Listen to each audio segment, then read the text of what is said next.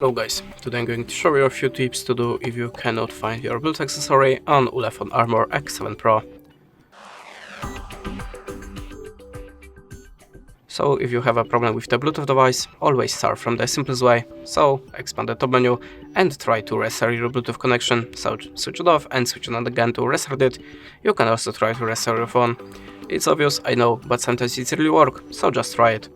At the start, you have to be sure that your Bluetooth accessory has activated Pair mode, and how to activate it, you will find the manual to your device or maybe your YouTube channel, so just check it and be sure that your Bluetooth accessory shall be visible for other devices.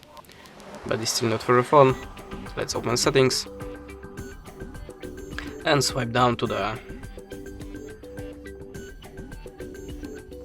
system. Select the rest options and choose Wi-Fi, mobile and Bluetooth. Tap on the rest of settings and tap on this button again. After that, look again for your device in the Bluetooth list. In the next step, you can also try to upgrade your system. So go to the About phone and choose the wireless update. Tap on the check for updates. If you have any, just install it and check for your device again. And this is the way how you can do it. Thanks for watching, leave us a like, recommend, and goodbye.